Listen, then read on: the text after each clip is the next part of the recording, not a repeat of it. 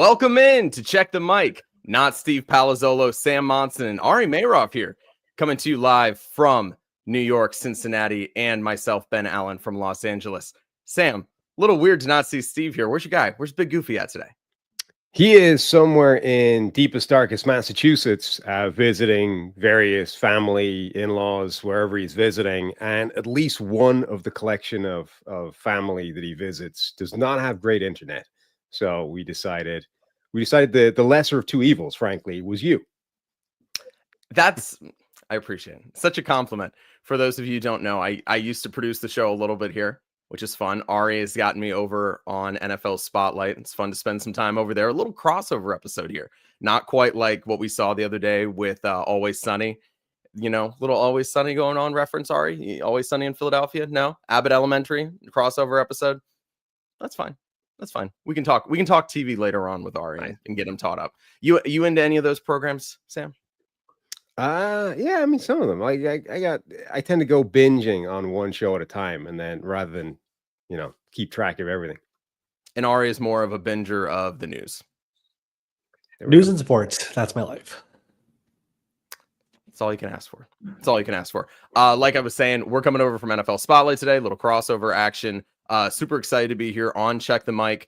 We're also excited to be getting you guys, hopefully, check out NFL Spotlight YouTube. We're just getting the page up. We got the Apple, we got the Spotify, we got Amazon Music, which I didn't even know was a thing really for podcasts. But hey, the 2% of people that are out there listening, we appreciate you.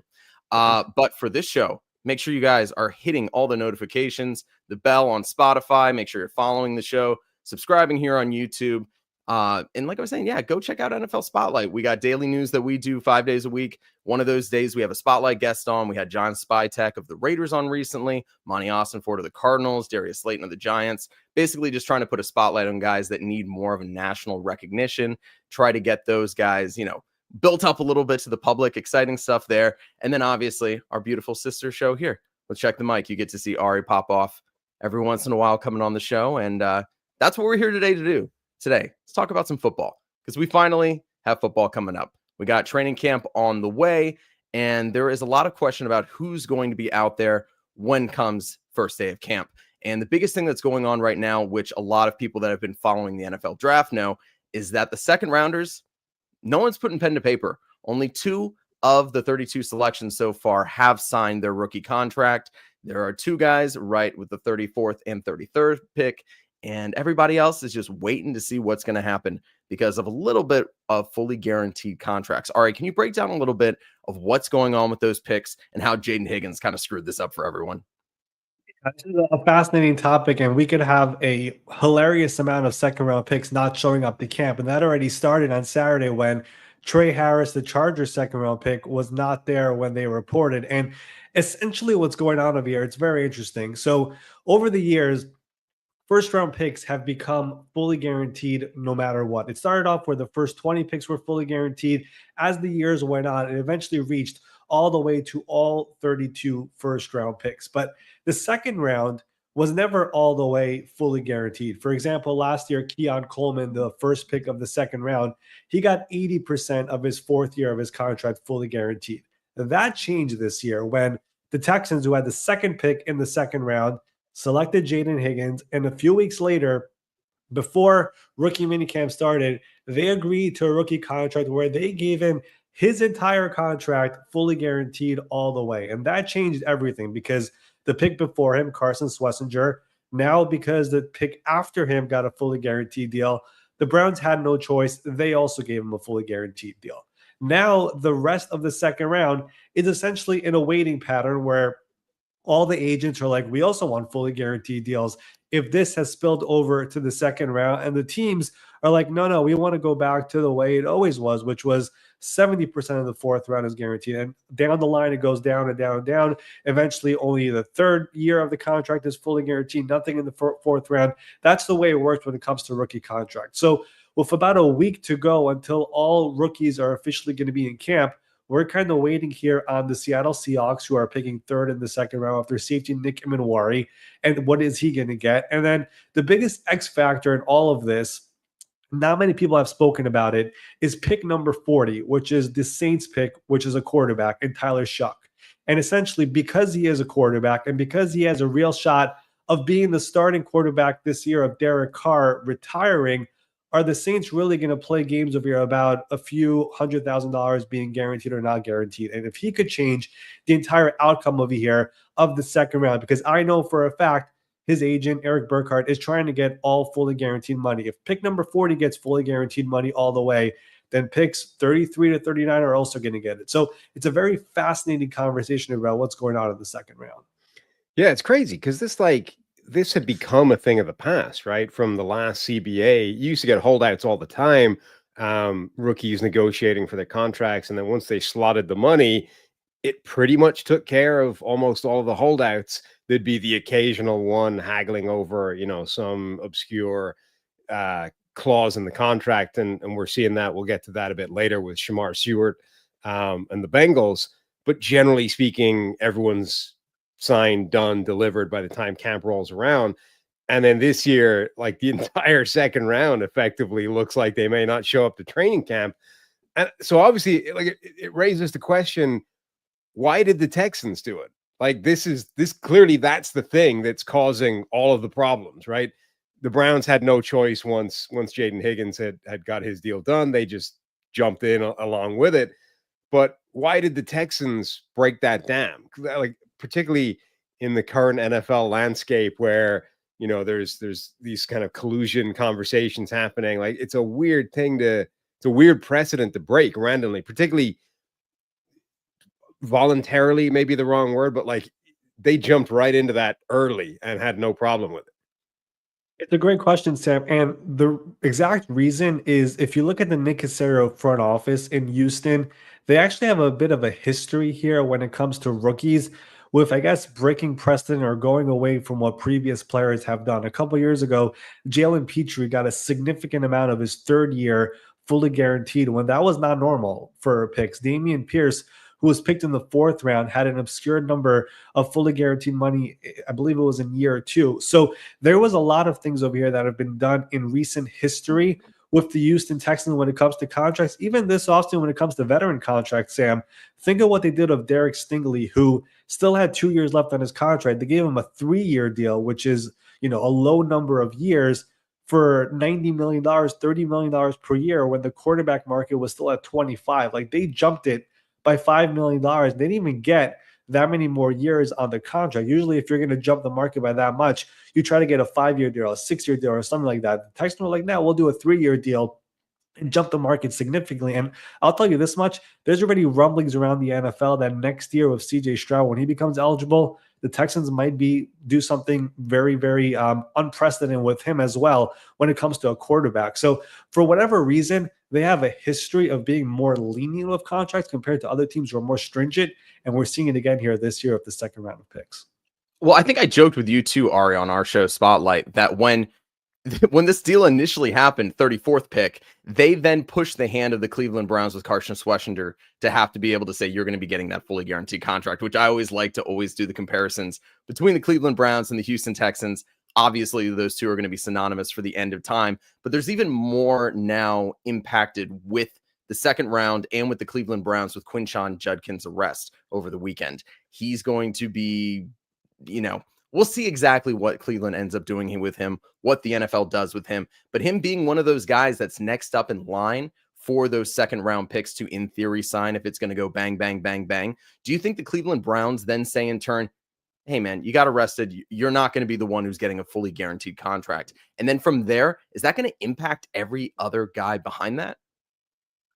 Yeah, I mean, if you look right now, the way it works with rookie contracts is whatever pick, like we saw with Jaden Higgins, because he got a fully guaranteed deal at pick number 34, that meant pick number 33 must get one as well. So if pick number 36 in Quinshon Judkins does not get a fully guaranteed deal, that means the rest of the second round is going to have to follow suit and also not get a fully guaranteed deal. That's the way it works. But over the weekend, before this arrest happened, there was momentum that he was going to get a fully guaranteed deal. Is that going to change? I'm not sure right now. I do know he does have a very, very experienced agent, one of the very best in the NFL, Todd France, who did Dak Prescott's contract. Like, I don't think he's going to tell the Cleveland Browns, hey, this happened on the weekend, now we're going to, cave over here and do a regular traditional deal. So I don't think that's going to happen here. And again, the Tyler Shuck matter in all of this. The Saints rookies, the only twist in all of this is they don't report until very late compared to other rookies. They report on the 22nd, which I think is third latest in the NFL. That element in all of this, all those rookies from pick number 35 to 39 are very aware that the Saints, Tyler Shuck and his agent want a fully guaranteed deal. And they know, I don't think the Saints are going to go into all of this and have potentially their starting quarterback missing the start of camp. That is the biggest X factor in all of this. And that's why there is some potential of here. We could see all those picks until then, maybe not showing up to camp and waiting to see what Tyler Shuck does. Yeah, I mean, the Saints are going to be the most motivated team out there to get their deal done because they need Tyler Shuck in training camp as soon as humanly possible. And like you said, there's no reason anybody ahead of them would want to sign that deal if they're not getting a fully guaranteed contract until Tyler Shuck's deal gets done, because that could change everything. The Quinshon Judkins thing is interesting to me. For anyone that doesn't know, Judkins was arrested and is now facing charges for domestic violence. And what makes that particularly unusual is that, players get arrested and this kind of thing happens all the time. It doesn't tend to happen before a player is under contract in the NFL. So this is what makes this unusual, is that Judkins, because of all this second round wrangling, is not under contract with the Cleveland Browns. So technically speaking, they could just walk away. They could pull his contract entirely. They could walk. Now, they're not going to, because it's the NFL. The NFL has a lenient, way they deal with things like this. So I guess I have a couple of questions for you. If this was any other team than the Browns, because of, what they've already done in the last few years in terms of, let's say, compromising some internal morality, things when it comes to Deshaun Watson, does the fact that it's the Browns change their approach to this? And how serious could it be for them? Like, what would you ballpark the chances of this actually? Is this just going to affect the structure of his contract, or could this affect the fact that he has a contract at all? Yeah, we don't really have enough details yet as to what happened over the weekend. Like, we're still waiting for more to come out and to see exactly what all the details are. Obviously, it is a disturbing situation. Anytime a player is arrested, everyone has attention there. But you look at the argument that the agent for Judkins had in all of this and why they thought they were going to get a fully guaranteed deal was simply because the Browns already did it. They did it with Carson Schlesinger 2 picks before. That was the argument they were going to make and be like, listen, you already did it with somebody.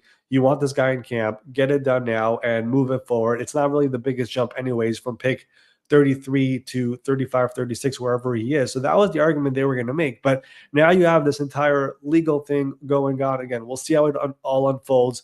What's going to happen? Is it something that could actually go longer or will be figured out to be very soon? There's a lot of moving parts, obviously. Again, we don't really know that much, but that was really the crux of all of it. But again, there's a lot of moving parts when it comes to if he was even getting signed by the time training camp even reports, even if none of this stuff happened over the weekend. And like I said before, a lot of these players are waiting for that pick number 40 there with Tyler Shuck. If this was any other team, could there be a situation where they would play significant hardball?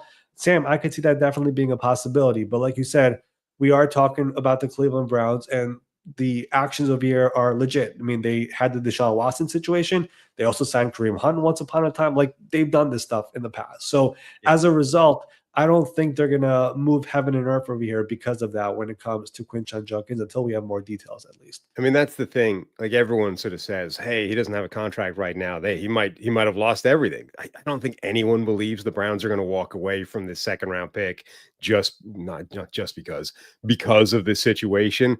It's just means it gives the Browns ammunition to say, hey, you might have gotten your fully guaranteed deal, but like, look, we can't give you fully guaranteed money. Look what you just did without a contract. It all matters where you're taken. I really feel like that's going to be the case. And no matter what, if you're putting second round, a pick like that into somebody, they're going to let everything play out as far as they can. And, when we're talking about important picks and we're talking about value, being placed on some of these guys early in the draft. We gotta rewind here because we're in the second round right now, but there's still guys in the first round that haven't signed yet. Jahdae Barron of the Denver Broncos hasn't signed his contract yet, but there's an even bigger case out there right now with the Cincinnati Bengals and what they're trying to do right now, which is kind of make a case study out of Shemar Stewart. Obviously, the edge coming out, not a whole lot of sacks in college.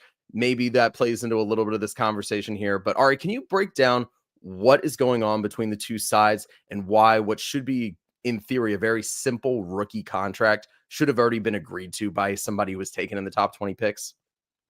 Yeah, I mean, like we all know, all first-round picks get fully guaranteed contracts, and I'm remembering it now, but I actually was on Check the Mic here before the first round of the draft, and we were talking about Shemar Stewart and his entire pre-draft process, and I think I mentioned his agent as being part of some team's concerns, and I remember when he was picked by the Bengals, I actually texted Ben, like, this might become like the greatest war of all time when it comes to the NFL. And here we are. It's actually happening. So I was talking about a second contract, to be fair. I did not think it would happen with his first contract, but here we are with his rookie deal. But the situation is a fascinating one, and I could hear both angles here. I could understand the team side. I could understand the player side as well. Basically, the Bengals, when they picked him 17th overall, they basically wanted to change some of the language in the contract that if there was ever a situation where his contract could void, his entire contract would void. If an off-the-field thing happens, everything voids. In previous years, when the Bengals had their contract, including last year with Amarius Mims,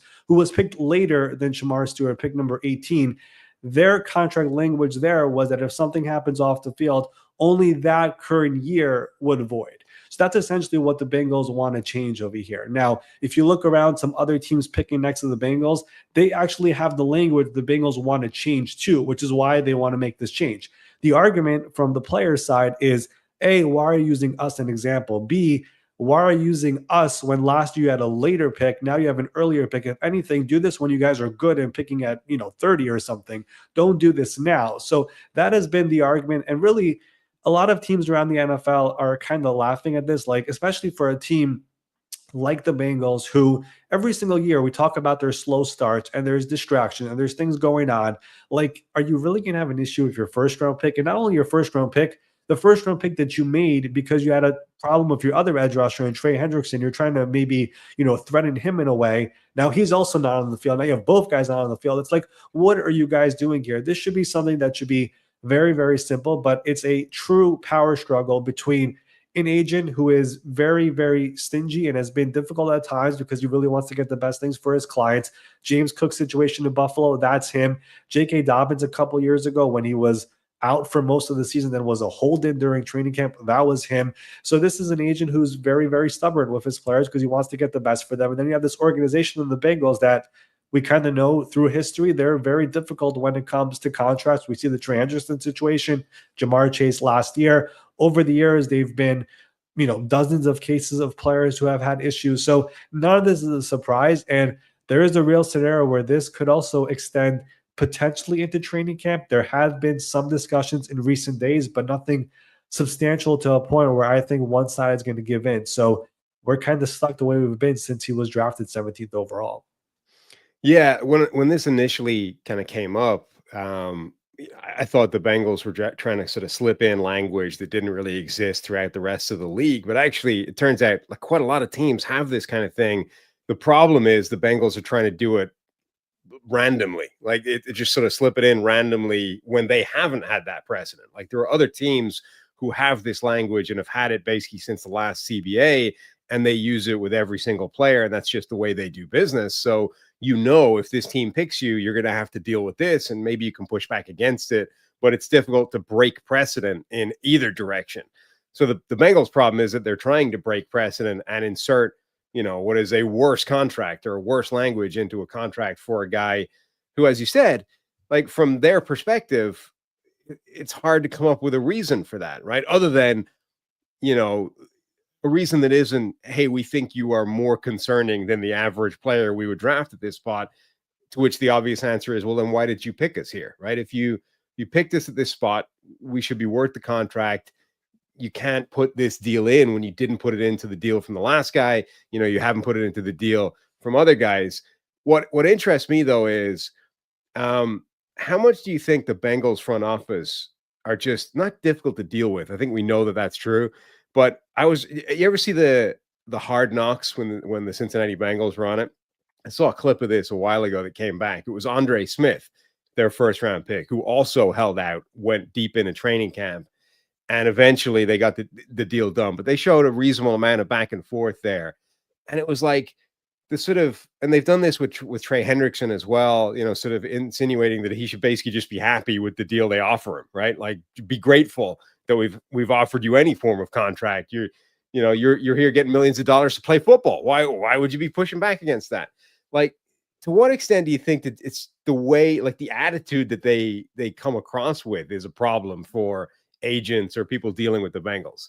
Well, what do you think, Sam? What's the outstanding status on your credentials right now? Has that gotten approved yet? No, the two young reporters from the Cincinnati Bugler, or whatever we decided we were for, we're still on the outside looking in of the press box. So it's certainly not enhancing our chances of getting credentials, but I don't think it's harming anything either. Well, okay, so here's my other question, though, and this transitions perfectly into the next guy we're going to speak about is you take Shemar Stewart knowing you're having issues with your star pass rusher and Trey Hendrickson. So Right. You think you have like this pretty good insurance policy, but now you don't have either of them. So if this is week one, all of a sudden, Sam, like, what are you doing? Because the two guys that you, in theory, are investing the most in aren't going to be there potentially. My favorite thing, by the way, about that Andre Smith thing is once they finally got him signed, the first scene was they bring him in to meet Mike Brown, who basically called him fat to his face. He was like, "Wow, you've put on some serious weight. You got to get out there and work, son." Like, I mean, that's okay. I mean, to be fair, given Andre Smith's career, Mike Brown wasn't wrong, but still, it doesn't set a great, that's not the starting point you want to go off on. This is the thing about negotiations, right? Like, at some point, you hear people talk about how you negotiate and the ability to walk away, but you can't walk away in a deal like this. Something has to get done. So it's kind of how you handle the negotiations. And the Bengals, because Trey Hendrickson is also a deal that needs to get done, they're now in this ridiculous spot where they're playing hardball in two separate cases, each of which affects the other one. And as of right now, they basically have no pass rush whatsoever to speak of. And it was already a problem area. So, I mean, you don't really have a ton of leverage here. Like, you have to get them done. It's all true. And the funny thing about the Andre Smith situation, which you speak about, that was back when you actually had to negotiate the numbers for a first round pick. That's when it was actually really difficult. And you actually had legitimate holdouts, and the Bengals were very difficult to work with. Now, first round picks, the numbers are slotted. Like, you're going to get fully guaranteed money. Like, the haggling over stuff, for people who don't know, is truly about language. It's about void money. It's about offsets. It's about when the money will be paid. It's like little things. And you go by the team's history or prior draft picks in that slot. That's basically how you get the language to know what you're going to use in the contract. And the Bengals, in this scenario, when it should not be this difficult, they are making it very difficult. Now, I've had some people around the NFL tell me the reason they're picking on Shemar Stewart is not because of his potential off the field problems, not because he's different than Amarius Mims or Miles Murphy or Jamar Chase, their other first round picks. It's simply because it is an agent who does not really have that many clients, and they don't really have to deal with him much. So let's pick on this guy. I mean, that's one reason that's going on around the NFL. But still, going back to your point, Sam and Ben, this is a team that has aspirations this year about making it far. I don't know if you guys had a chance to watch the quarterback series on Netflix. I've watched all of it. Seeing how disturbed Joe Burrow was last year and how bad the season was and how frustrating it was, even though he was playing well, and Trey led the league in sacks and Jamar Chase had the triple crown. They had distractions going into the year, and they're talking about why every single year we start the year 0-2 and 0-3. They want to change that. And if you look at a different team around the NFL, for example, the 49ers last couple of years, they've had drama every single offseason. Brandon Ayuk, Nick Bosa, Trent Williams, all these different players, Deebo Samuel. This year, they made it an urgency for them to get everything done before training camp. George Kittle done, Brock Purdy done, Fred Warner done, no drama at all going into training camp. The Bengals should have the same mindset. And for whatever reason, they treat business like it's like I had one agent tell me like they treat it like it's their own money, and if we give too much money to one player, that's money we're losing out in spending on a family vacation. Like it's a wild thing. But that actually is true though, right, Ari? Like this is one of those families in the NFL in which like this is the money, is the team, right? Yes, they're every owner is rich, but when it comes to, I guess, the poorest of all of them, it's probably this family. So that's critical. Right? Like that point, because people will make that sort of defense of them, like, oh, they're the poorest owners in the NFL. Like they don't have this money. They don't have like there's not a cash poor owner in football. Like they are all at the helm of multi-billion-dollar franchises. And okay, maybe you don't have right now, Walton money just sitting in the bank burning a hole, but you have access to effectively unlimited amount of funds. I'm talking without having to leverage 10% of the team, which you're now able to do. Like even if you don't want to do that, even if you don't want to, get outside investment and sell off 10% and bring in somebody rich, like they all have access to the kind of money they need in any given offseason, even including one where they need to get Ja'Marr Chase and T. Higgins and Trey Hendrickson done. Like they could lock up all of those contracts, throw all that money in escrow, and not like it's not a problem. Mike Brown is not going to like, he's not desperately searching the back of the couch looking for the money for Trey Hendrickson. Like, that's not why this is happening. Just to understand the level that some agents go to because they know how difficult it is to work with the Bengals.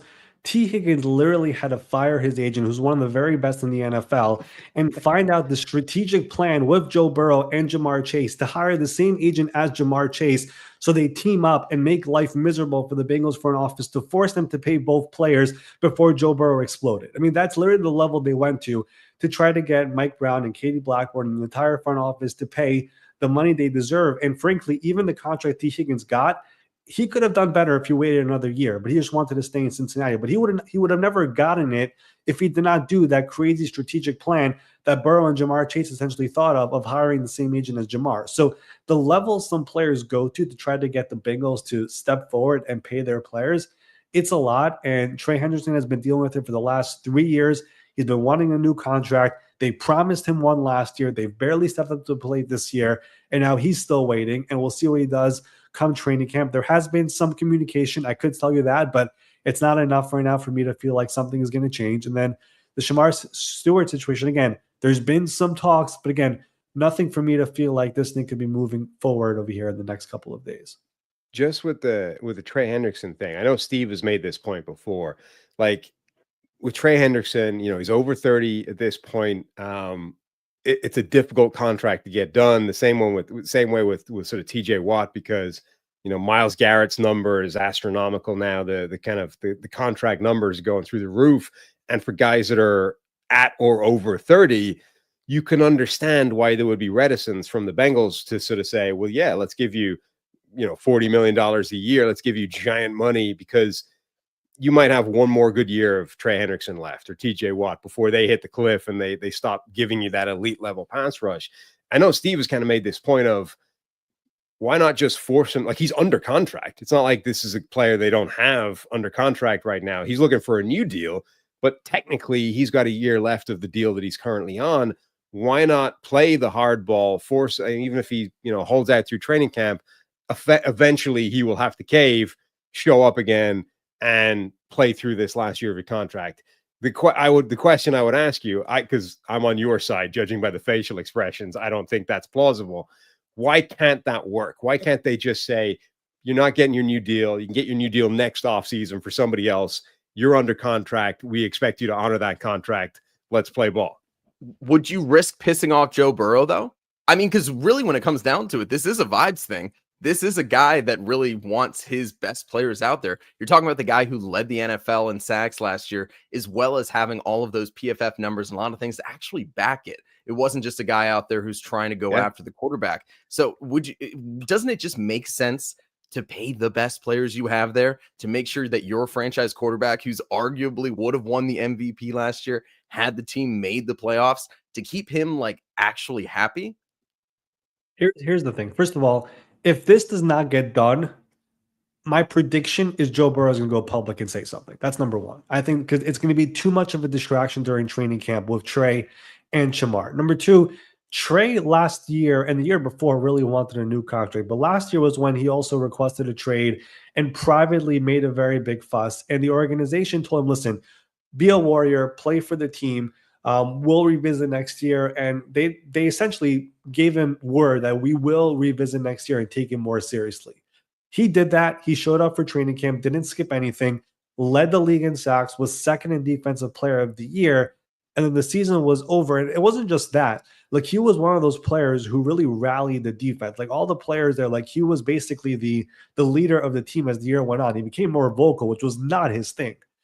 Once the season came to an end, he was expecting to have some sort of discussions with the team.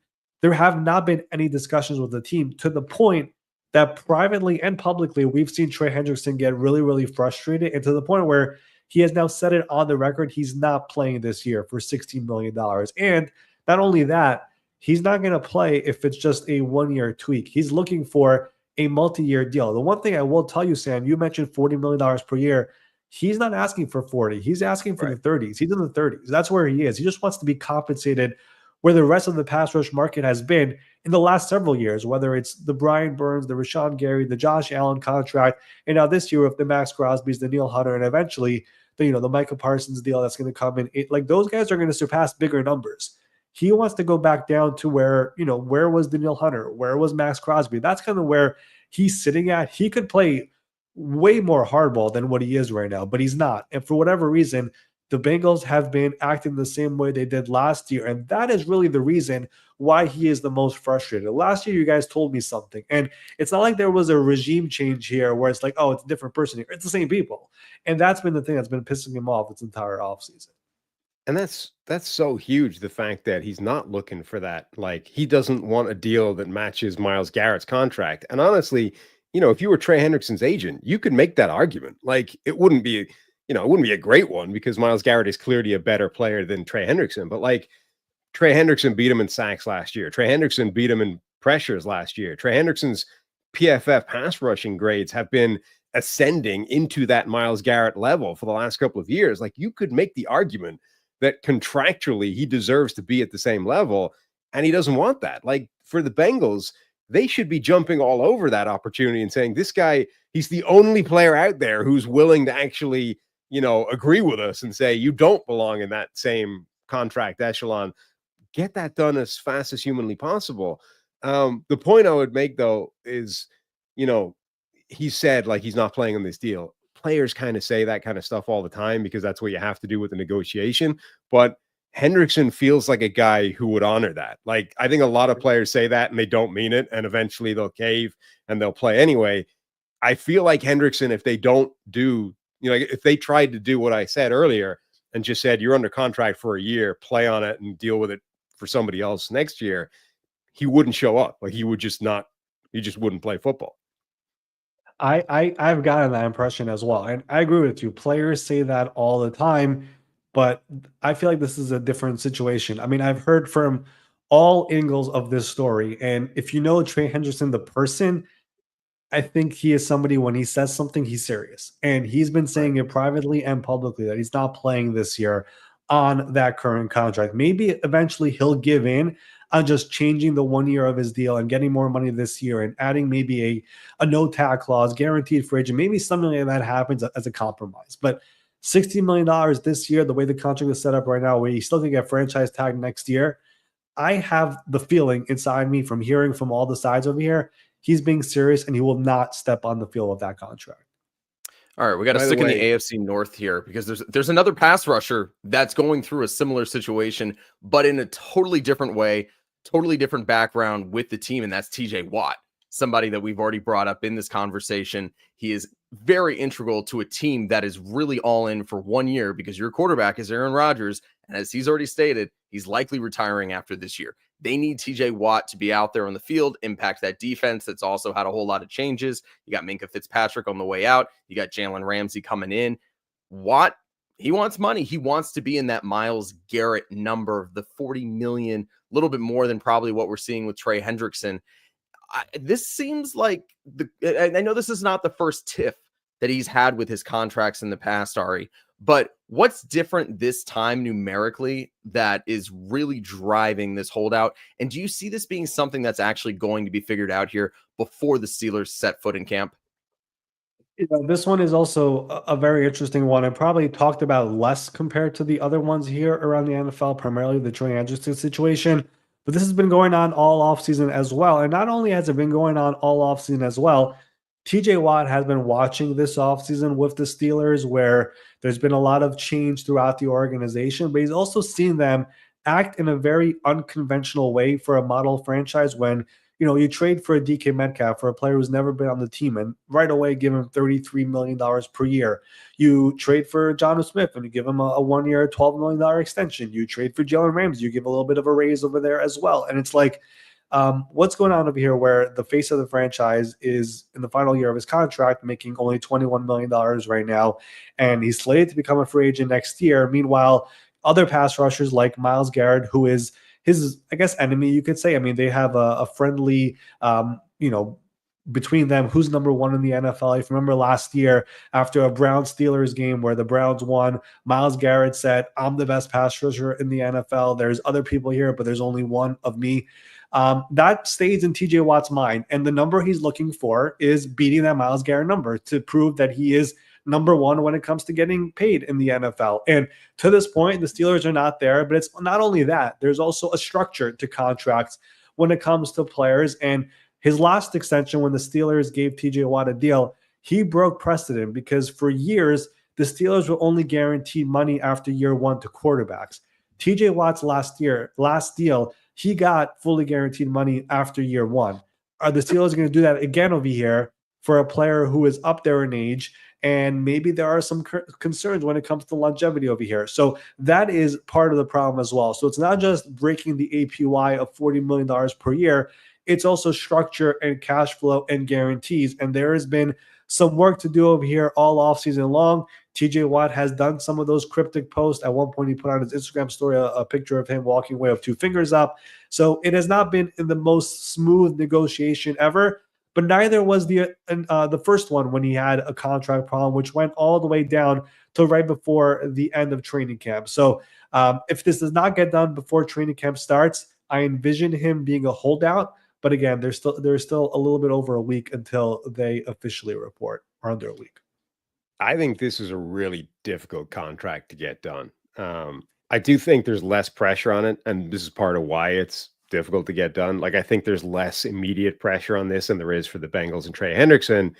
We talked about Cincinnati's historic slow starts every year. Like, it is incumbent on them to get these people in camp and get like up to speed immediately. Obviously, the Steelers want to be good as well, but I don't think they're as under pressure to get TJ Watt into training camp. Like, if he shows up before the regular season, I think they're fine, right? It's TJ Watt. You expect him to be good. You don't typically slow start. In fact, the Steelers tend to hit the ground running, so they're not under the same kind of pressure. But like, there's a couple of things. So number one, like, it's fascinating because there's been this argument back and forth between, is Myles Garrett or TJ Watt better for most of their careers? And TJ Watt has had the numbers that people like to focus on: sacks, forced fumbles, like the splash plays. And Myles Garrett has had the better advanced, analytic numbers, the pass rush win rate, the PFF grade, those types of things. And last year was the first year where the stuff that's generally unsustainable, and this is what made it interesting, is that sack rate, the splash plays are generally a lot more noisy and volatile. They come and go, and they didn't for TJ Watt. Like, he always had them. And he always had them at like a weird disproportionate rate to pressures and win rate and that kind of thing. And then last year was the first year where that kind of went away. And his pass rush grade was still fantastic. Like, PFF had him with a 90 grade again, but he only had 53 pressures. Like, Trey Hendrickson had 80 something. He only, quote unquote, had 12 sacks, sacked the quarterback 12 times. The year before, he'd done it like, way more than that. His general rate is way more than that. So for the first time, like, TJ Watt didn't match Myles Garrett in terms of the stuff that he usually does. And critically, like, he's a year and a half, 2 years older. And he's getting to that age now, the Trey Hendrickson age, where you're above 30. now it's now it's anytime a pass rusher is over 30, you start looking for signs of, when are they going to start to decline? When are they not going to be that special again? The kind of year or two younger that Myles Garrett is, he's the right side of 30. It just makes it easier for you to convince yourself that, we've got 3-4 more years of elite Myles Garrett. We'll get through the whole contract. With TJ Watt, it's like, maybe we won't. Maybe we'll only get 2 years of elite Watt, and then he starts to decline. So I think it's a difficult deal to get done. I do think, though, that all this talk, of trades and people calling up, absolutely call up, find out. But the answer will be no. Like, there's no reason whatsoever Pittsburgh would trade him away. The other thing I'll say about this, though, is the way the Steelers have orchestrated their offseason the last few weeks, few months, has been this all-in approach for 2025. So are you really going to treat this as a true business negotiation and haggle over all these little details? Or are you going to be like, screw it, let's get the best version of TJ Watt, let's make him happy, and let's go for it in 2025? Right. And that is kind of the leverage that the agent has over here, or the agents have over here. He has a number of agents here. And that's kind of what they've been trying to tell the Steelers. Like, listen, you've been going all in for this year. You have a quarterback who's here for 1 year. You've been bringing in all these veteran players like a Darius Slay, who's also in the final year of his career, likely the DK Metcalfs, the Jalen Ramsey trade, the Jonnu Smith trade. Like, these are all guys who are, 2025 third contract guys. Cam Hayward, probably also final year of his career potentially. Are you really going to play hardball with us all the way to the end of training camp, have this hovering over you, and then potentially risk, all those distractions throughout training? Like, why not just get it done now? And that is kind of what we're going to be watching for over here. Are the Steelers going to give in, do the structure, do the cash flow as it's supposed to be? Or are they going to be a little bit difficult of here, citing your concerns, Sam, and be like, listen, the age, the situation, the numbers, and all those different things, and be like, no, we can't do what you got last time. We can't do better than Myles Garrett. You got to accept this, or play on the final year of your contract and become a free agent next year. Like, those are the conversations that are going to be happening over here over the next week. And what position the Steelers take, I think, could also dictate their entire 2025 season, because of just how important he is to that organization. Don't you find it a little weird that, so I agree, they kind of, this whole offseason has been quite all in approach. And it's very, obviously it's geared to this 1 year of Aaron Rodgers that they've got. But in the midst of all of those, they then extended general manager Omar Khan for 3 years. Like, I kind of assumed that this was the type of all-in move that if it doesn't work this year is going to get everybody fired. Like, it's going to be the thing, Mike Tomlin finally has a season where he has 6 wins. Thanks, Mike. It's been great. Fantastic run, but we're going to move on. And everyone's getting fired at the end of this, but they go and extend Omar Khan. So, he's not in a position where he wants to go, well, everything rests on this 1 year. He just got to, I guess it doesn't matter once you get the 3-year extension, it's guaranteed money, baby. But from his point of view, he expects to be here beyond this year. But that's a sign that ownership wants this as well, right? Like, which would make you think even more that they would be willing to get the Watt deal done sooner. The thing about the Steelers also is, while we do look at them as an all-in year, and it kind of does feel like that, they've also positioned themselves really well for the future in a way where they still have, 12, 11 draft picks next year. They got to figure out the quarterback position for sure, but there are still players here. Like, one of the most underrated, not talked about stuff is the way they've refixed the entire offensive line with youth over the last couple of years with the draft. Like, they've done a pretty good job over there, and that does go back to Omar Khan. But they also realized that the roster that they did have and keep to make the playoffs every single year and just not win any playoff games, that's not Pittsburgh Steelers football. They want to win playoff games, and that's why there was a bit of an all-in approach this offseason to try to get over that hump. So you can look at it really in two different ways, but I would say there's probably more pressure on a Mike Tomlin this year than there would have been on an Omar Khan this year. Omar Khan is still pretty new in his job. I mean, he's had 3 drafts total so far. Mike has been there forever. There have been those rumblings the last couple of years about his future. He did get an extension, but I think it's pretty well known around the NFL that if he ever became available in a trade, multiple teams would be interested. If he ever wanted to go in the media route, he would be fantastic at that. So that element of it, if it does flop this year, I think more eyes would be on Mike Tomlin than there would be on Omar Khan. Sam, I wanted to ask you, because you did mention this whole idea of guys as they get into their 30s, particularly these pass rushers here, you start seeing a little bit of change in production. TJ Watt, 30 years old. Trey Hendrickson, 30 years old. I actually just figured out TJ Watt and I were born on the same day, October 11th, 1994. Really? The similarities, as you can see from the picture below me, to me, it's just cut from the same cloth. Cut from the exact same You're cloth. like TJ Watt that went through a dryer cycle. You just get just shriveled down a whole lot. But you're looking at these two, it's a little apples and oranges. But if you say you're a GM here, you're looking at both of these guys, you know what their respective prices are going to be. It's probably going to be 40 million plus for Watt. You're looking at 35-ish probably for Hendrickson. But if you were to pick one of these two moving forward over the next 4 years, which of the two do you think you would be more comfortable in saying they're going to be productive over the lifetime of this contract? Yeah, look, I mean, when you factor in the contract, I would have Trey Hendrickson signed in a heartbeat. The TJ Watt deal is tricky because number one, the money is going to be higher, and number two is so players that have unique traits that buck the rules, the things that we know in terms of trends and how things work in the NFL, like players that go against that always, it just doesn't, they don't sit right with me. Not that I don't like it, but I don't know what to do with those guys, right? Like Derrick Henry doesn't obey any of the rules that current running backs. So I don't know how you deal with that, right? Like if Derrick Henry comes up for contract now, like what do you do? Because you can't use any other contract to work off because nobody else can do what Derrick Henry's done. So TJ Watt for his entire career has not behaved like a regular pass rusher.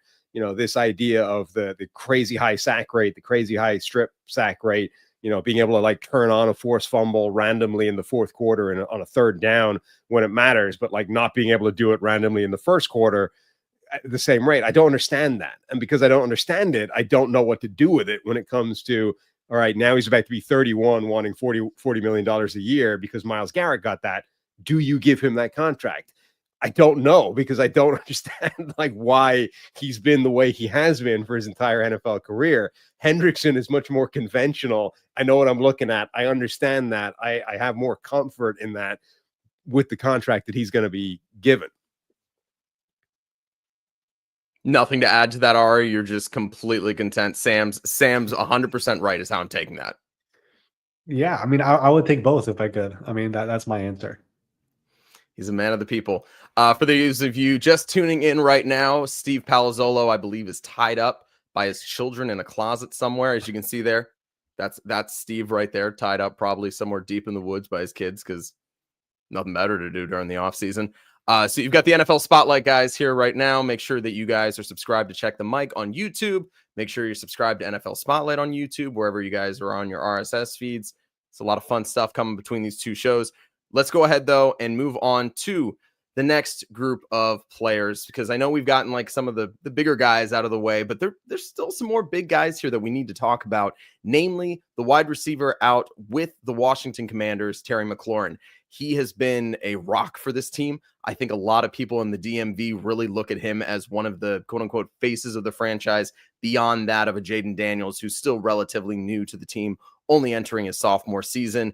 5 straight seasons with 1,000+ receiving yards, and he's not among the top 10 highest paid receivers. Don't think he's going to be going out there asking for that top tier level of money. But Sam, there's got to be a whole lot of pressure, I would imagine, on the Commanders to try to get him in, get him acclimated with Deebo Samuel, who's coming in to a brand new offense, trying to get acclimated there. How important do you think it is that they actually have McLaurin there for training camp to be able to help all of this, these new pieces that they've brought in, Laramie Tunsil, all these guys kind of just mold together? Yeah, I mean, I think there's quite a lot of pressure to get. I think this is a deal that should get done pretty quickly. I feel like Washington, should in terms of, you would not expectations. I don't expect this deal necessarily to get done quickly. I think it's a deal that by rights should get done quickly because Terry McLaurin has been, battling it out through his career without quarterback so far. They finally get him a quarterback. He racks up a ton of touchdowns. The yardage wasn't spectacular, but the connection with Jaden Daniels was really good. So let's get him in the building. Let's get him signed. Let's start moving this thing. And from Washington's point of view, I think everyone's going to be really excited about them the way they were for Houston a year ago. This team was fantastic. They went to a championship game. Like, now's the time. We bring in Laramie Tunsil. We bring in Deebo Samuel. Let's go win stuff. I think they actually need to be guarding more against, like, let's make sure this thing doesn't slide backwards, because it's a pretty old roster. It shouldn't have been where it was a year ago. Like, it shouldn't have made the championship game. It required Jaden Daniels making some miracles happen. I think they need to, like, make sure they have a good preseason training camp, hit the ground running, so that they don't slide backwards and forget, like, winning a Super Bowl, but actually don't, underachieve this year.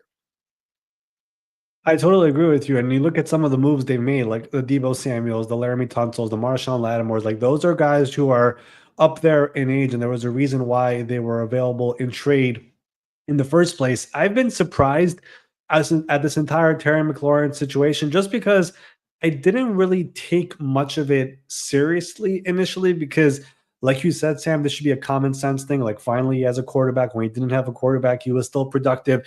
He is the model player you want to have on the field, off the field, in the locker room, as a leader, as a player.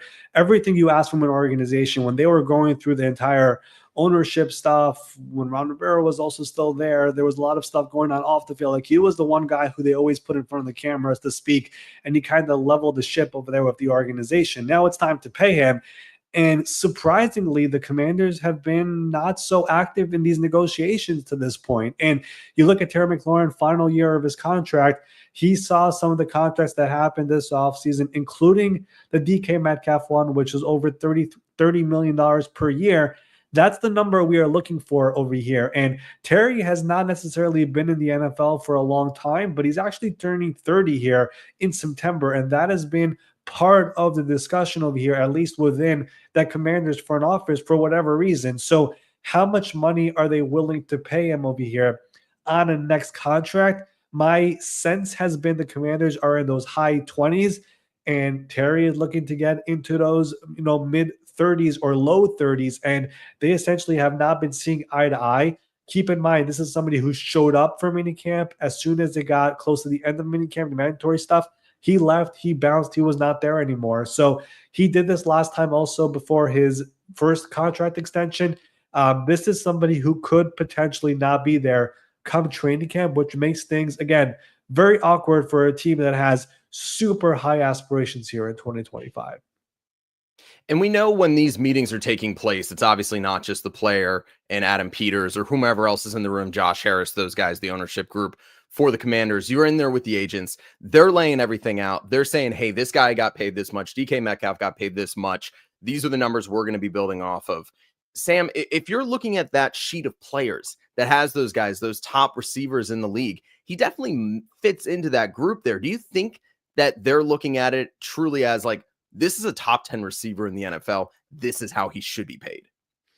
Yeah, but I think that age definitely complicates everything, right? Like, I think it's a pretty easy conversation, I think, if you're Terry McLaurin, to say DK Metcalf got $30 million a year. I'm at least as good as DK Metcalf, therefore I get $30 million a year.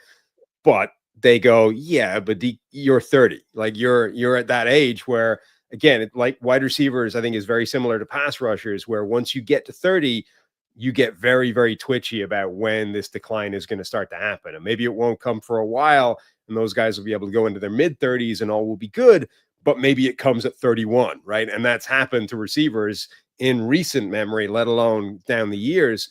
So it gets you into very difficult territory in terms of not just the number we always throw out, the APY, $30 million a year, but more importantly, perhaps, is how it's structured, right? How many years, where are the guarantees, how much comes up front, all those kinds of things. So I think it just gets difficult when you start to get at that kind of age where, even if they agree, yeah, right now you're a better wide receiver than DK Metcalf, but what happens next year and in year, the year after that, that's where we get into real problems.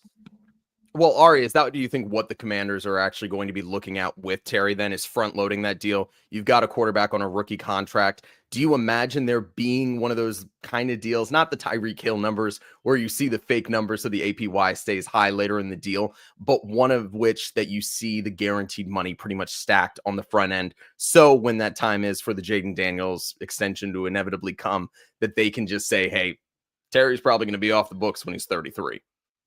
Yeah, that would be an ideal kind of compromise in this situation. But like I said before, for whatever reason, the communication between both these sides have not been in the most wonderful place, I would say, to this point. And that's been kind of the surprising part from Terry's people. It's like I said before, he's been a model player throughout his tenure here. And then last year, there was finally some success and some incredible plays and highlight plays that Commanders fans will never forget about. Terry was very much involved in many of those, and now you guys are not taking him seriously as one of your cornerstone players. That has been kind of the sticking point to this point, and the surprising part in all of this as to why all of a sudden you're getting some of these, reports out there that he's frustrated and not happy, and what are his next steps going to be? So yes, that would make sense, doing a shorter term deal with good cash flow, and eventually once Jaden does become contract extension eligible and Terry is going to be 32, 33 years old, that's when the fully guaranteed money in the contract maybe goes away. And now those years of the contract become team options because it's not guaranteed. That would make sense. But they have not even had those type of conversations to this point. There have definitely been some, contract proposals back and forth, but nothing that is, I would say, significant that there has been, some back and forth here where it's moving in a certain direction. They have not had that to this point. So until that happens, I don't even know what both sides really want for this to happen over here. I do know the numbers that both people are proposing over here, but this has been a situation that should be going smoother, but for whatever reason, it's not. And Washington is not, a normal team with a rookie quarterback where they have like this overabundance of cash space, because they kind of realized that and then threw it all at veterans, right? They like the Laramie Tunsil, Deebo Samuel. They kind of spent a lot of their abundance of cash space because of the rookie quarterback on other veterans already. So they're not up against it, but like they're not swimming in money the way a lot of these teams with rookie quarterbacks are to give a guy like Terry McLaurin whatever he wants. Is this the first big deal that the Adam Peters, like the first sort of stare down that this regime has had now since taking over Washington? Stare down, yes. Have they done other extensions? They have. They did Sam Cosmi last year, the offensive lineman. So that was a big contract. But when it comes to actually having a stare down with a player, this would be the first one that comes to mind that I could think of. Obviously, they haven't really been there for long. This is only their second year. So this is the first significant one they have. But the thing is, it's not as loud as the Trey Hendrickson one. It's not as loud as the TJ Watt one. But I think in these next couple of days and once training camp comes around, that's when this thing has potential to get louder. Talking potential holdouts here ahead of training camp on Check the Mic. Make sure you guys have hit that subscribe button. We got to talk about a guy who we were talking about the quarterback series earlier on. He's the star of it again. It's the second time around on the show. Kirk Cousins. I think a lot of people thought he was going to be truly holding out. He showed up. He's been showing up this offseason, making things fun, awkward. I'm not sure exactly where the right word lands for that, but he doesn't want to become the highest paid backup quarterback in all of NFL history. He's fine taking that money, but it seems like he still wants to have an opportunity to be able to go out there, be able to collect his paycheck in an honest, earnest way, that he's the one going out there and winning. But there doesn't seem like there's a whole lot of opportunities for him to be able to do that. Every quarterback spot got filled up. That's why we saw Shedeur Sanders go from, a starter to a backup to maybe third string, now fourth string. There's a lot of good quarterbacks out there, relatively speaking. Kirk's probably going to be waiting for an injury to take place. If you are the Atlanta Falcons right now, there's no real incentive for them to get rid of him, right, Sam? Like, you're holding on to this guy until that opportunity presents itself so you can try to get at least a little bit of a return, I assume. Yeah, I mean, I said this at the start of the offseason. I always thought the most likely thing to happen with Kirk Cousins is he's still going to be there, because I don't really see the way out unless an injury strikes and a team gets desperate enough, because there just weren't that number of opportunities the opportunities that existed, I didn't see anyone wanting to give up money or wanting to give up what they would need to give up to get Kirk Cousins. And given the season that he just came off, like, he's a massive risk. I mean, he might be done, right? The last evidence, I know he had a game where he, threw a ton of yards, and obviously he can still do it in certain circumstances. But like, that offense had to be built around his limitations last year, and it still wasn't enough to stop him playing his way to the bench.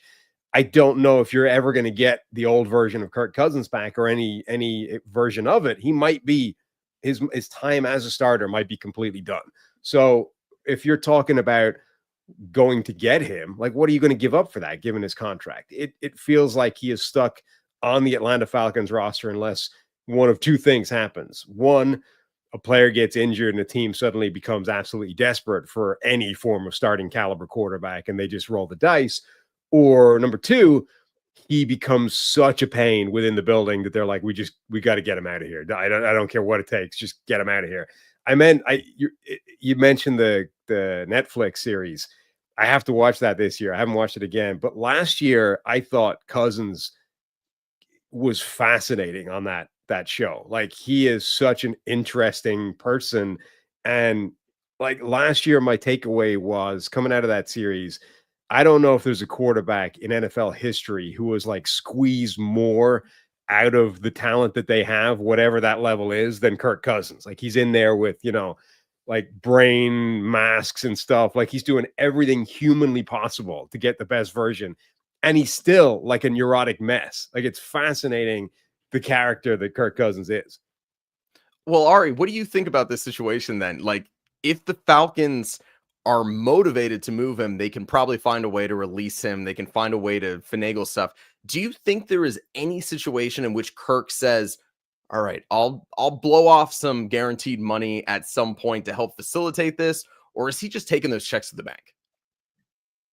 So this is another one where there are a lot of moving parts. And one of it also is that Kirk does have a no trade clause. So if he does not want to go to a certain team, if there's a quarterback injury of a team a city doesn't want to go to, he could just say no. And I know everyone thinks he wants to play, but if you do watch the latest quarterback series, which I know Sam you'll get to, but you'll see that he talks about just how important it is to be, when he had Zach Robinson as his new offensive coordinator, how important it was to him to get there early and learn it and learn all the motions and the signals. Like, if he's going to some random new OC he's never been around and shows up in September, I don't know if he's okay with that. And also, if you watch it, you realize just how important, family and his kids and his wife, and they're all have a house in Atlanta. Like, I don't know if it's so simple that he's just going to get up and move in September because he has a shot to start for, I don't know, the Tennessee Titans or something. Like, I don't think that's going to happen. So that's part of it as well.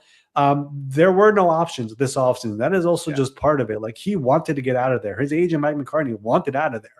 There were no options out there that were made available to him. Pittsburgh was really the last chance. And of course, that went to Aaron Rodgers. So that is part of this as well. But from Atlanta's perspective, when the offseason started, I thought the opposite. I thought there was no chance they'll keep him, just because if they did, that meant another $10 million was going to trigger. They were okay with that.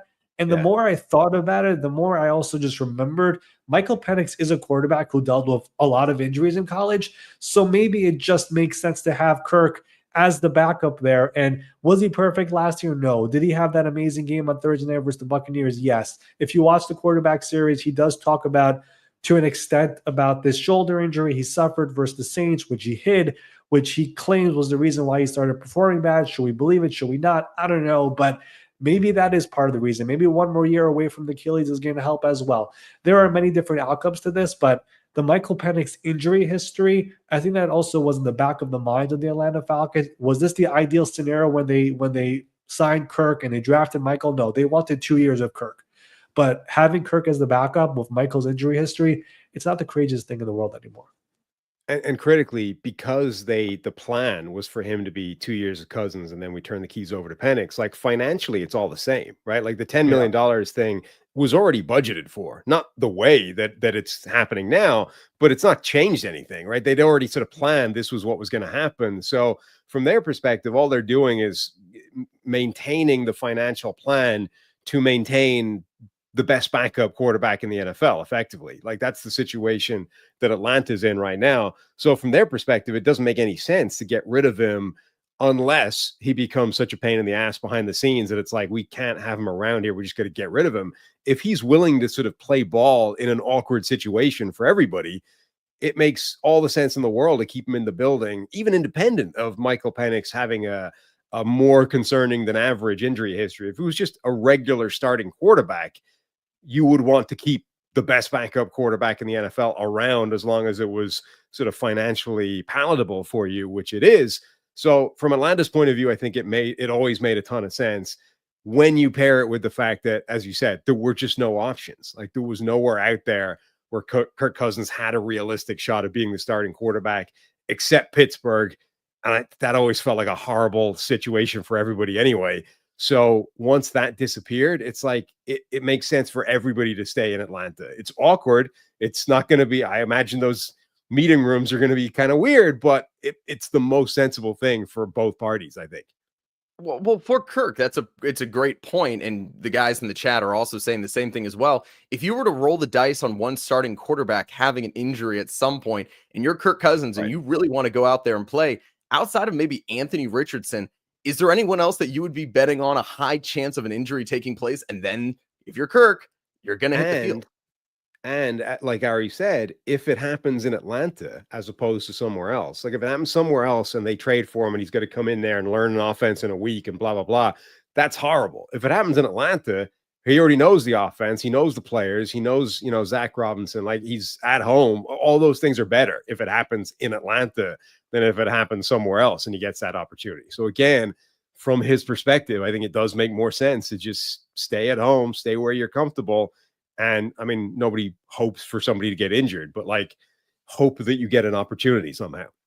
Do you think the Kirk Cousins that we saw last year was more of a reflection of a guy that's still coming off that Achilles injury? Or do you think that what we saw last year is what we would get this year if he was the starter? Do you think there's a chance he'd be better, or do you think he'd be about the same? No, I think there's a chance he would be better. You could see he physically was not the same guy that he was beforehand. Now, I don't know how quickly or at all that comes back when you're that age. And that was the deal.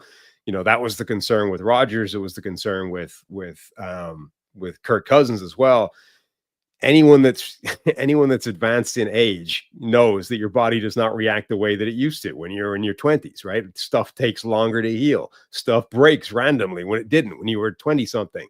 So, that when you're coming off an Achilles, they realize really quickly that, oh, he's not the same guy at all physically. Now, he can still move, he can still bounce on his leg, he can still do the stuff that, little clip in a little 10-second film clip goes, oh, he's ready to go, but it's not the same. And when you put him on, in an actual football situation, it's just the movements are different. But I don't know how quickly that comes back when you're over 35, if at all, right? Or if he's always going to be slight. And it's not like he was the most rapid quarterback in the world before he got injured, but like, I think there is a significant chance that he is physically better this year than he was a year ago. But I think he needs to be for that to be sort of really functional. There were 2 games last year with Kirk where it looked like things were like, oh, he might be back. There was that week 2 Monday night game versus the Eagles, a 2-minute drive where they came back and won. That was an unbelievable drive. You felt like, oh, this guy might be back after the week 1 performance versus Steelers. Then there was that Thursday night game that we spoke about versus the Buccaneers. We had 500 plus yards, went into overtime. They won the game on the game-winning touchdown. That's when you felt maybe things are moving in the right direction. But aside from those 2 moments, the entire year, something felt off, like you said, Sam. And maybe this year, if he ever ends up on the field, he'll be different and go back to looking a little bit better. But you never know. I've tried to think of scenarios where maybe he could still get traded. The only 2 I was able to think of, and it would take legitimate draft pick competition for it to even happen, was if something goes wrong with J.J. McCarthy in Minnesota or if something goes wrong with Brock Purdy in San Francisco. Those are the only 2 options where I think he would be okay with waiving his no-trade clause. Otherwise, I think he'll be the backup in Atlanta this year, and that's it. Yes or no question for you guys here. Start with Sam. Is Kirk Cousins the top 32 quarterback in the NFL right now? Yes, just Ari, yes, no. Yeah, I mean, I'll take the veteran before the unproven commodity that we have in the NFL. More than a yes or no, but I'll still accept it.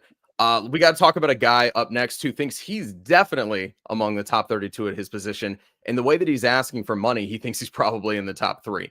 That being James Cook. The Buffalo Bills have done a great job this offseason. They've dished out a lot of money to their young players. They've been able to go out there and secure some relatively team-friendly deals with guys like Khalil Shakir, Greg Rousseau, Terrell Bernard. So there's money that's being spent there, but one of the guys that has not gotten that money is James Cook. There's been a whole lot of reports about him saying $20 million. I want to be able to get this. And there's a little bit of connective tissue here to some of these guys that are holding out. The agent that we see with James Cook also happens to represent somebody that we have spoken about a little bit earlier. Ari, can you walk us through what's going on here with James Cook, how his representation might be impacting what's going on with this deal, and just overall as to whether we think that we're going to see him on the field once training camps turns around?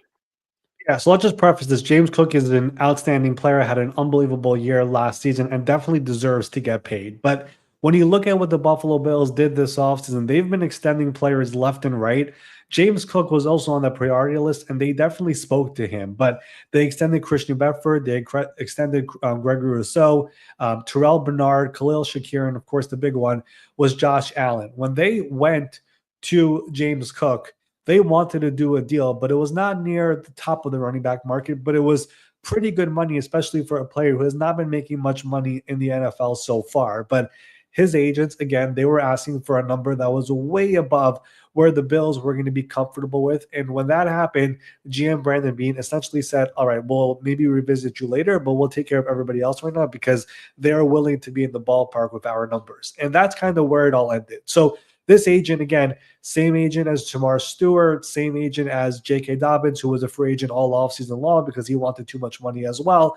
So they've been asking for too much money, and that has been the problem. Now, he did report to mandatory minicamp because, as he said in his own words, James Cook said, I don't like losing my money. If he didn't show up, he would have been fined up to $100,000 for missing 3 days. So he showed up. I could see him, based off those words, showing up to training camp, but being a hold-in, but not only being a hold-in, but maybe creating some sort of distraction while being there, whether it's him or his agent or saying something or speaking or tweeting or whatever it is. They're going to do something because they want to get paid. I mean, this is the same agent who also had, Dalvin Cook, his brother, and that negotiation in Minnesota was a very long one when he became a free agent, when he signed with the Jets. The entire process before that was a very, very long one. So this is far from over, but James Cook has been looking to get near the top of the running back market, and the initial asking price was the top of the running back market. And that is simply not going to happen with this Buffalo Bills team, which has a lot of very big contract. And most importantly, all those other players I mentioned before, they all took pretty team-friendly contracts to get paid. And they were going to negotiate something like that with James Cook, but his people were like, no chance, we're not doing it. And that's kind of where the talks ended up going. How much do you think the running back market is just kind of crazy at the moment? Because between, the run of devaluing the running back position and then Derrick Henry being a unicorn, Christian McCaffrey kind of being a unicorn in a different way, and then Saquon Barkley just getting rewarded for his insane season at Philadelphia, like the market is kind of all over the place. You've got these two monster contracts in Saquon and Christian McCaffrey in terms of, average per year and total value and those kinds of things.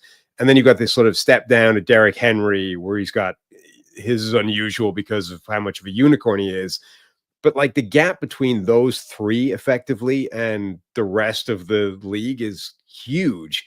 And even then you've got like a bunch of, even then, like Jonathan Taylor might be the next guy where you're like, okay, he's a sort of complete cornerstone, like elite level running back. But everything else is just kind of chaotic. Like the money's all over the place. It's way away from those top guys. You've got this whole world of everyone sort of knowing the cautionary tales of giving second contracts out to running backs at all. What do you make of the whole marketplace for running backs? Yeah, it's a complicated one to negotiate sometimes. And there are some teams out there who don't even bother to go to $10 million plus with running backs because they believe they could find one anywhere. Like there are a number of teams around the NFL who believe in that philosophy. And frankly, I believe the Buffalo Bills might be in that boat because I look at how they've drafted over the years, where they've taken running backs in rounds 2, rounds 3, rounds 4, which includes James Cook and Devin Singletary and some other ones over the years. I look at Joe Shane in New York, who came from Buffalo, who refused to pay Saquon Barkley. I mean, these are GMs who are, close to Brandon Beane, who essentially don't believe in that philosophy, where they believe they could find running backs anywhere in the draft or on the market. So I think that does play a role over here in Buffalo, but they were willing to negotiate over here with James Cook, because not only has he been an outstanding player and a good person, and on the field, off the field, the fans love him. He has a good camaraderie with Josh Allen as well. But the number that they were working with was somewhere in that 10 to 12 and a half range. The initial asking price over here was in that 16 to 20. And it was just way too far. It was like, we're not even going to be able to bridge this gap over here, which is why they basically moved on and went to Khalil Shakir and Terrell Bernard and everybody else. So that's kind of where it's been this entire offseason. I do get this impression that James Cook just wants to get paid. So there is a scenario where he might just cave and take whatever is the best offer here. But to this point, that has not happened over here. We'll see if the agent switches his stance over here, because this agent, like I said before, he's had a number of running backs as his client list. I mean, James Cook, Dalvin Cook, J.K. Dobbins. Like, I think he's realized getting running backs paid is not an easy process in the NFL unless you're the very, very special ones. And as good as James Cook is, I don't think we're putting him with Saquon Barkley and Christian McCaffrey. And that's why I do give a little bit of a hope over here that there is a scenario where they just take a deal over here eventually, just so he gets paid, because he has been on a second-round contract to this point in his career, and of course, he's outplayed that. Well, when you're talking about top-tier players in a group, it's hard to talk about the edge group without talking about Micah Parsons. This is kind of an interesting one, because we've seen these pictures of him and Jerry on the sidelines. They're chatting it up. We know this massive deal is coming. We know that there's going to be a lot of money, $40 million probably doled out to Micah Parsons. Sam, do you anticipate or expect that he's going to be one of those guys that probably waits out what's happening with Trey Hendrickson, what's happening with TJ Watt, maybe even Aiden Hutchinson, to say that, you know what, I'll let those guys sign first. I got a little bit of time here. I want to be the top tier guy. He said he doesn't want to be, but I think deep down there is some level of power knowing I'm the highest paid defensive player of all time. Yeah, and Micah might not care about being the best paid guy, but his agent sure does. So, I don't, there's no urgency, I don't think, for Micah Parsons to get his deal done. It only helps him waiting for these other numbers to come in. It also, it seems to be the way the Dallas Cowboys do business. So I don't understand why this would happen quickly. They've dragged their ass on all the other big deals in recent years, and Dak Prescott and CeeDee Lamb. Jerry Jones seems to believe that this is good for the Dallas Cowboys in terms of it keeps them in the news. There's always a story being written about the Dallas Cowboys, and no publicity. All publicity is good publicity, right? It doesn't matter if the story is saying, why can't they get this deal done? The point is, people are talking about the Dallas Cowboys, and that's good for the bottom line. It clearly isn't good for the bottom line of their salary cap, but he doesn't seem to care about that. So I would expect this deal to go along the previous routes and, take an age, but eventually he'll become the highest paid defensive player in the NFL. The funny thing is that Jerry has had a lot of conversations with Micah about this contract, and it's already been reported with that Micah specifically, with Micah, not David Mulligetta, the agent, who's one of the very best there is. So he's had those contract numbers and talks and years and all those different things. And Micah publicly tweeted, "That's great and all, but you're going to speak to David before I say yes." And of course, Jerry's response was, "I don't even know what the agent's name is," and that was probably not the smart thing to say. But we're going to see what happens here. But like you said, they take their time. Their training camp is in Oxnard, California, and every single year before camp opens, Jerry has this beautiful big press conference with 4 seats where it's him and Stephen Jones and the coach, and Will McClay, I think, is also there. And they get asked all these questions. And last year, it was the whole saga with CD and Dak, and he had a bunch of fascinating quotes which made the rounds around the media, which he loves because, like you said, Sam, he believes coverage of the Dallas Cowboys is a good thing. All coverage is good coverage for Jerry Jones. So if that's the case, do you really think he'll do an extension in the quiet part of the offseason?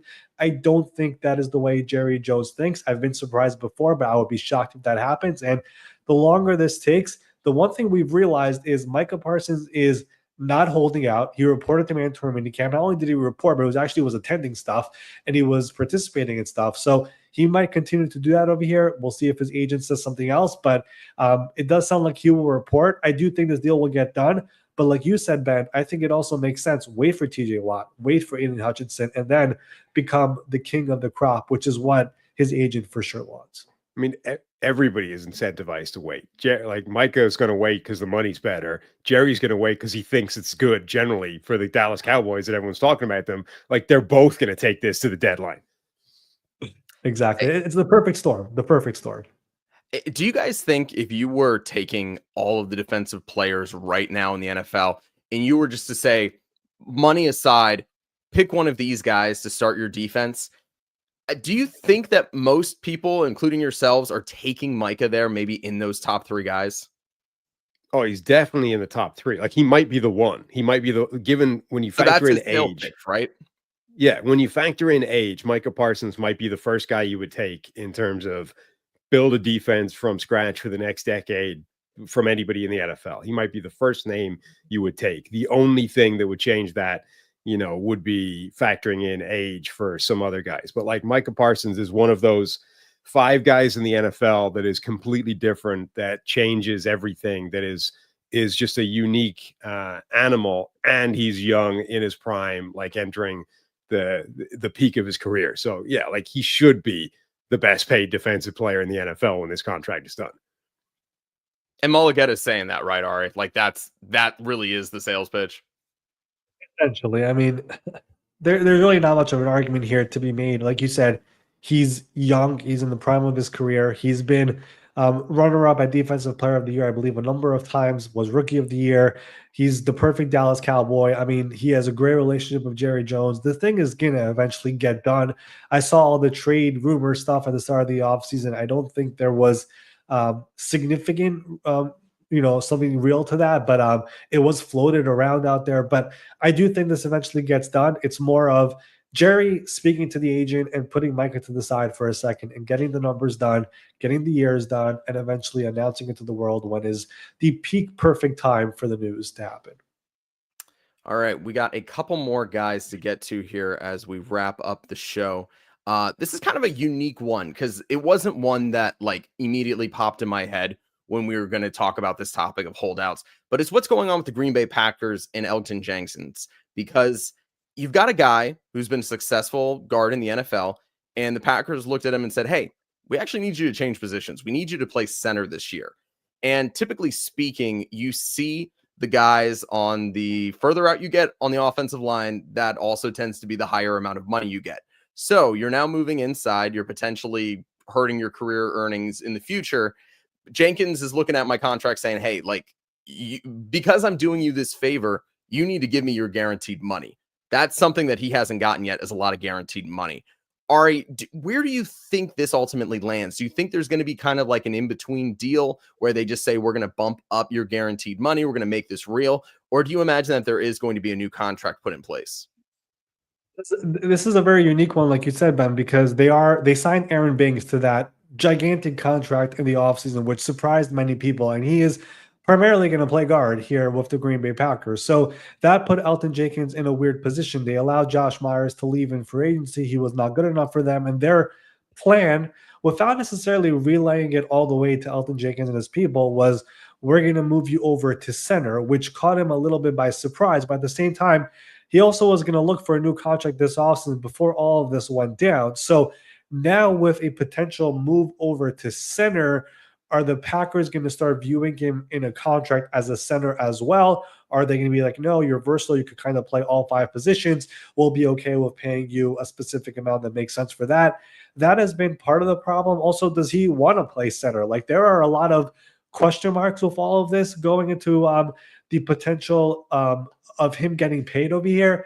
And to this point, I think there's been just confusion on all sides about what the plan over here is with Elgton Jenkins. Do I think eventually he'll go under center and become the center? I do think that's going to happen. But I think the way this was all handled and relayed, and the way Aaron Banks was signed to that contract to take over, there was some confusion among the important characters in all of this, which is part of the problem.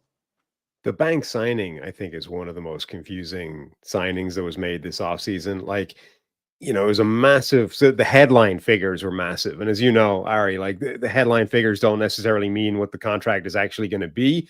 But when the contract, like when the real sort of structure of the contract came out, everyone was like, no, it's okay. It's actually not that big a contract. They can get out of it really quickly. Like that still doesn't make it a good signing. Like that's sort of all it says is that the team thinks it's not a great signing either. Like they're not excited by this guy they brought in. They've built in a way of getting out of it as quickly as humanly possible, which kind of comes back to, well, then why did they bring him in the first place when Elgton Jenkins is a pretty good guard? And from Elgton Jenkins' point of view, it's like, it's a weird example where being super versatile is going to end up probably costing him money. He's going to have played, I mean, he has already played all 5 offensive line positions at least a snap. 4 of them significant snaps, right? He's played both tackles, left guard, and center for like significant numbers of snaps. And obviously center is like the least valuable position in terms of conventional contract wise. So they're sort of shoehorning him into the least valuable of the spots that he can play right at the time when he's looking for more money. Unfortunate timing on his part, but he's still going to get money, I think, at the end of the day. We got 2 more to get to. Next one has to do with Ice Spice's boyfriend. I assume Ice Spice is the right demographic here, right, Sam? A lot of followers of Ice Spice. They kind of go between the music videos. That's not a big crossover in the Venn diagram, but I could be wrong. Okay. All right. Well, we'll see. We'll see. Let us know in the comments if you're some big fans of Ice Spice. I imagine the Red Froze are definitely sitting out there watching the show right now. I see some yeses dropping in. Okay, great. Let's go ahead and talk about Sauce Gardner. He has been a very interesting case study. I think very, very productive when he was first drafted. Still a productive player last couple years, but maybe not necessarily seen as the guy that once we thought was going to be the highest paid cornerback in all of the NFL. Sam, if you were to look at this contract situation right now, where do you think that he fits? Does he get more money than a Derek Stingley that we just saw there with the Houston Texans? Yeah. I mean, Stingley's contract obviously is the comp for him because same draft class. They were tied together at the top of that draft class, and they've had similar careers in terms of they've both been really, really good corners. The difference is Stingley is coming off his best season. Sauce is coming off his worst season. Right now, you can look at that 2 ways. You can look at it and say, well, he's coming off a bad year, therefore his number should be lower. Or you can say, we understand that cornerback is inherently volatile. Guys have good years, guys have bad years. It's not as you're not as in control of that as you are at other positions. And overall, he's been elite for 2 years and then not great for 1 year. Like overall, he's shown he's still an elite corner. Therefore, he should get Stingley's contract plus, the few dollars inflation that happens because you signed afterwards. So, I mean, I think Sauce Gardner is still arguably the best cornerback in all of football, despite coming off what is not a good year, right? Like, I think those 2 things can be true at the same time. I would also just add, was last year his quote-unquote worst one in the NFL? Yes. Would it be a good one for some other cornerbacks? Also, yes. But not just that. I would also add that the entire Jets defense last year took a nosedive after Robert was let go, and just the mess that it was there with Jeff Ulbrich taking over, and just the organization, the amount of public stuff coming out, the PR there was a lot of stuff going on there with Jets, a lot that isn't even known, to be frank. So I think for a lot of players last year was a very difficult one for the New York Jets. This new regime, Aaron Glenn, the new defensive coordinator, Steve Wilks, new GM, Darren Muji, they are all very excited about Sauce Gardner, to the point where there have been active negotiations here on a new deal, and there has been momentum on getting a deal done that would top that Derek Stingley number. It's not close to done, but there have been negotiations to a point where I feel confident in saying something should eventually get done, and not just him, but also for Garrett Wilson as well, who's also extension eligible. So this new regime has been working in silence for the most part. We really have not heard much about the Jets compared to how much we heard about them last year, the last couple of years. They've done a pretty good job of containing all the leaks and keeping their mouth shut, which is a good credit to them. But those 2 players have had active negotiations. They want to lock them up for the long term. I mean, again, coming off not as good year at all, right? But if you take his NFL career in its entirety, and you use PFF stable metrics, so half a dozen, 7 numbers that are theoretically the most stable year to year and the most predictive because of that. He is in the 99th percentile in 6 of the 7 for his entire NFL career. So including the not good year, 99th percentile PFF coverage grade, 99th percentile coverage grade when there isn't pressure up front, right? So when he's literally on his own, 99th percentile in single coverage, so man-to-man coverage. The only one where he's not the 99th percentile is coverage grade in the slot, which is not where he belongs anyway. So you're literally talking about effectively the best corner in the NFL over the last 3 years. The only complicating factor is last year he wasn't, right? And that you either say, well, last year something was found out about Sauce, right? He was exposed somehow. Or you say, we know cornerback is a volatile position. Last year is probably not his baseline. Even if you split the difference between last year and the 2 years previously, he's one of the best cornerbacks in the NFL. Therefore, he should get elite money. Do you guys think it would actually be in his best interest to hold out or try to hold in a little bit to force this contract before a potential injury or something else could take place? Every player, I mean, the question was if it makes sense to do it now, right? Yeah. For particularly his case. Yeah, I mean, every player wants that second contract. That's what every player comes to the NFL waiting for. Now, it has to make sense, obviously, from a financial standpoint and where your market is for your position, but that's what every player is looking for. From Sauce's standpoint, he also just recently, about a year ago, switched agents. So this has been on his mind clearly, and he's seen where the quarterback market has gone these last couple of years with Patrick Surtain to J.C. Horn to now Derek Stingley. So he believes it's his turn, and considering the fact that it's also a new regime and a new coaching staff and a new defense, it does probably make sense for his sake also to just get the money now, lock it in. Maybe this new defense is a problem for him. You never know. So it just makes sense from the player standpoint to get it done, and from the team standpoint as well, where you have 2 more years of the rookie contract. Now you extend that as well. It just makes sense for all parties. And now we've got Sam in agreement. Everything Ari said was perfect.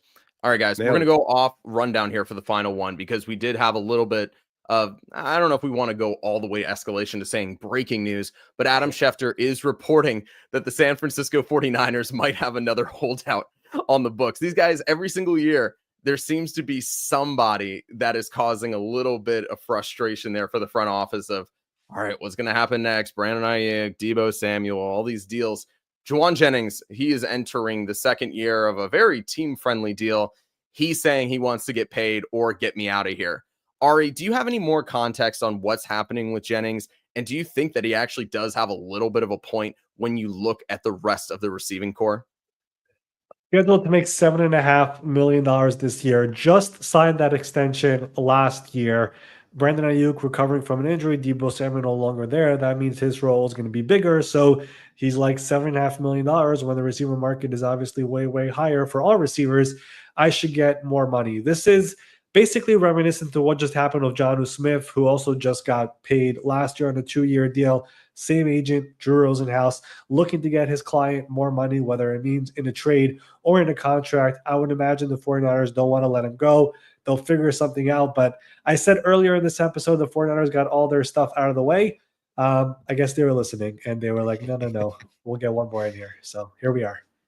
Yeah, and this is a really interesting one because I mean, Jennings has a point, but it's like, because they just signed that deal, it's a sort of slightly unusual one. But he basically showed last year because Ricky Pearsall gets shot.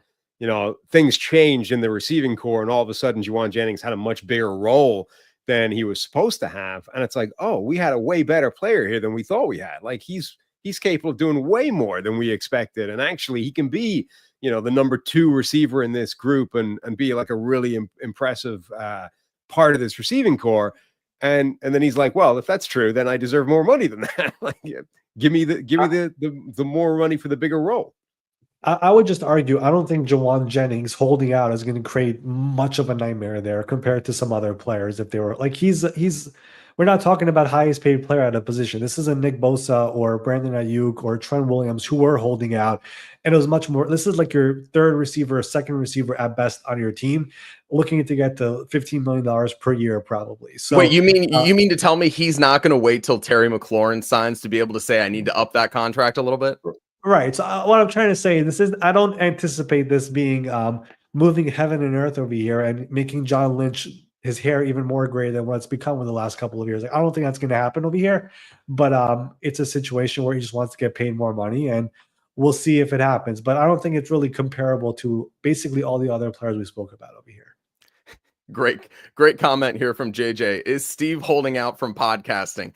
I think the answer is no. Although, again, we got to still check up on this guy. I think he's still tied up in the woods somewhere by the kids. They finally won. They finally burst into the room. They said, no, Dad, we've got you here. We got you for time. But Sam, he's going to be back on Thursday, right? No more That's me and Ari. Yeah, he's holding out from doing work on the studio is what's actually happening. Now, okay, and to be that's fair, the update we need. That's the update we need is where is this studio? We've been talking about it for months now. You've been out there painting. I know you've got your hard hat on. You've been knocking down walls. What's going on with the studio? Well, I want to say it's close. It actually isn't, but that's because a lot of things to happen in a short period of time, and they're all like contingent on each other, right? So the problem is we got a bit fancy, right? We could just like, let's just paint it black, right? Throw some stuff on the wall and everything's good. We're like, no, let's really give people, because we've been hanging on for so long, let's really give people an experience that justifies all this waiting. So we've created this like fancy acoustic brickwork, and there's going to be gaps for the artwork and that kind of thing, right? And you think that'll look great. The problem is, in order to know where to put the gaps in the brickwork, you need to know what the shot is. So you need to have the desk and the cameras and everything else set up before you can do the foundation point of sticking acoustic panels on the damn wall, because you need to know where the gaps are. So there's quite a lot of things that need to happen that are all sort of waiting on us actually setting up. And in order to do that, I need to wait until somebody else goes, because you don't want me setting up the shot. So there's quite a lot of stuff to do, but all of it can happen in a very short period of time once we get over the line with the setting up of the shots and stuff. The important thing, though, is that Steve is not here to help. And as much as that's kind of a crock, it's good for, like, we don't want him helping. Like, not a DIY savvy person. The less he has to do actively with the studio, I think the better. Well, the other big holdup too is trying to find a Steve resistant chair, right? Like that's got to be top priority is, you know, if we're spending the budget on all this other stuff, we got to make sure we have a chair that doesn't break every couple of weeks. I mean, look, the chairs that we have are allegedly certified for 300-pound plus. They're 3-bill certified chairs. Now, that doesn't mean they still won't break. Like, we've had 3-bill certified chairs before, and they've died. So all I can do is irritatingly have to check the weight limit for every chair that I'm looking at just to make sure. That's what we got. For those of you who are tuning in today, we had a little crossover episode with myself and Ari Meirov over at NFL Spotlight. We're part of the 33rd team here. We're also part of the guys over at the St. Brown podcast. Make sure you're checking out Amon Ra and Equanimous. Sam, what did we miss today? Did we get everything in that we needed to talk about? I think we got everything in. The chat's asking if the microphones are right in front of our mouth, why it sounds such a big issue. What the studio was when it was handed over to us is effectively a concrete painted box. So effectively an echo chamber, right? And you know, it's going to take some sound treatment, even with a microphone, you know, right here. I think that's going to be solved. Hopefully.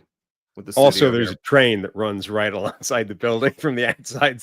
That needs some work as well, as I discovered the other week. So it's gonna be coffee updates and train updates. Like, do you imagine that there are going to be segments broken up here where we do have like train time, the animation comes on screen? No, well, so I was in there. We knew there was a train line, right? But we hadn't actually been in there when the train went past. And then I was in there the other day, and the train did go past. I'm like, that's quite noisy. I don't know how much that's going to bleed through once all the acoustic stuff is here, but it's like, you know, it's not nothing. I briefly lived next to a train when I used to live right next to Mile High in Denver for a summer, and I had a train on one side and a metro on the other side. I can attest that they are loud For anyone who's lived next to anything with trains, very, very loud. Just like we occasionally get the sirens of the cops going outside of Ari's office there in New York. Yeah. That our show isn't live, so that's the nice thing, is we can edit that out on occasion. But Ari, one of our big things that we do with NFL Spotlight is we get a lot of guests on. Thankfully, we haven't had any like horns or any sirens, I think, recently that have broken up any interviews. But who do we have coming on the way here? We don't necessarily want to give out names, but we've got some good guests coming up, right? We've had a lot of really good guests here in the recent weeks, including, like you said in the beginning, John Spytek, the Raiders GM, Cardinals GM, Monty Ossenford. We've had the Texans assistant GM, Chris Blanco, was on, someone who I think could be a GM in the future. We've had players on, Darius Slayton, Zach Allen, many different people around the NFL who deserve more recognition. We are going to have a number of people on the way here. I don't want to give out names, but we have an offensive coordinator who is one of the youngest ones in the NFL on the way. We have one of the very best guards in the NFL, does not get talked about enough, on the way as well. And we have at least one more assistant GM on the way, potentially more here in the coming weeks on the show. So every single Tuesday, we have a spotlight guest, NFL Spotlight, Apple, Spotify, YouTube, and then every other day, me and Ben are on there talking about the NFL, the latest, the ripple effects, and much more. Everything you need to know around the NFL is on NFL Spotlight. Make sure you subscribe there on YouTube, Apple, Spotify, all that stuff. Make sure you are subscribed here to Check the Mic. Make sure you're leaving comments, telling Sam and Steve how great of a job they are. We got to keep their confidence high. Got to keep the energy rolling as they get into this studio here. But Sam, thank you so much for having us on today. It was fun talking about some holdout stuff. We will certainly be back. Maybe not me necessarily, but Ari's going to be on during the season talking about all the moves that are going to be happening around the NFL. Thank you guys for tuning in today, making it all the way to the end. And the guys are going to be back on Thursday with more Check the Mic.